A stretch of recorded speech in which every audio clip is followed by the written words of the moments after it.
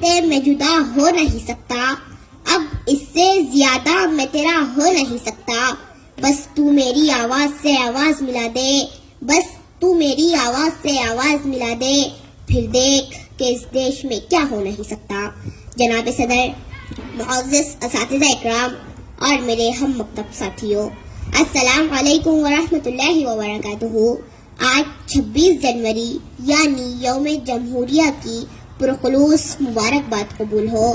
دوستو، جیسا کہ آپ جانتے ہی ہیں کہ تن کے گورے مگر من کے کالے انگریزوں کو ہم نے اس دیش سے بھگا دیا، تو ضرورت اس بات کی تھی کہ ان کے کالے قانون کو بھی اس دیش سے ہٹا دیا جائے۔ لہذا 26 جنوری 1950 کو ڈاکٹر بھیم راؤ امبیڈکر کی صدارت میں ایک خوبصورت سا قانون بنایا گیا۔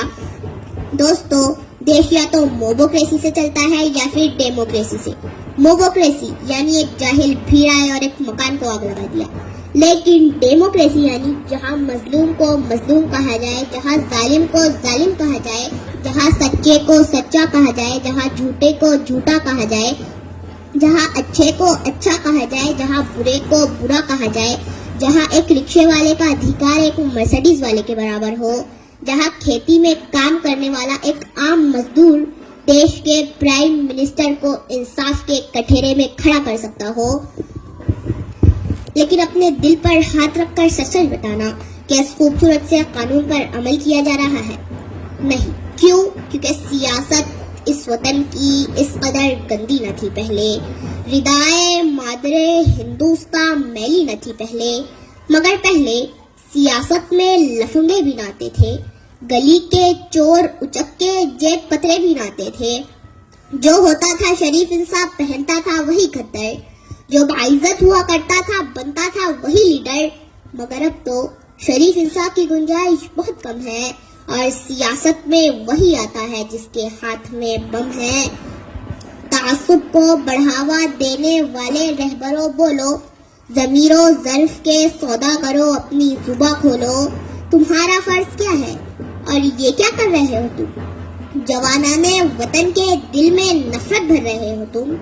سیاست کو بھی تم لوگوں نے کاروبار کر ڈالا کہ شاخے گلسی نازک شے کو بھی تلوار کر ڈالا۔ ضرورت تھی اجالوں کی، اندھیرا کر دیا تم نے، کہ لفظ رہنمائی کو بھی گندا کر دیا تم نے۔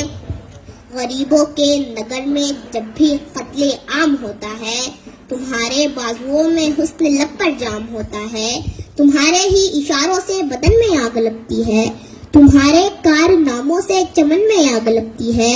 تمہیں ہندو سے ہمدردی نہ مطلب ہے مسلمان سے، تمہیں ہندو سے ہمدردی نہ مطلب ہے مسلمان سے۔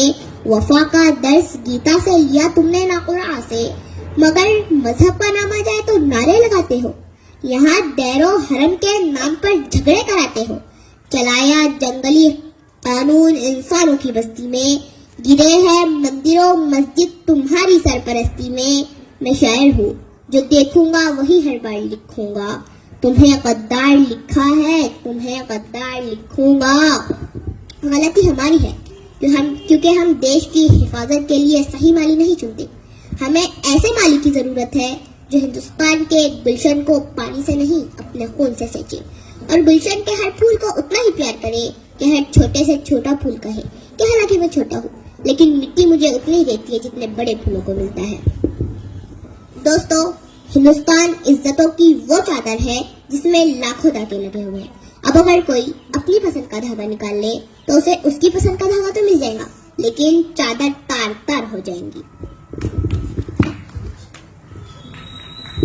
یہ نفرت بری ہے نہ پالو اسے، دلوں میں خلش ہے نکالو اسے۔ یہ نفرت بری ہے نہ پالو اسے، دلوں میں خلش ہے نکالو اسے۔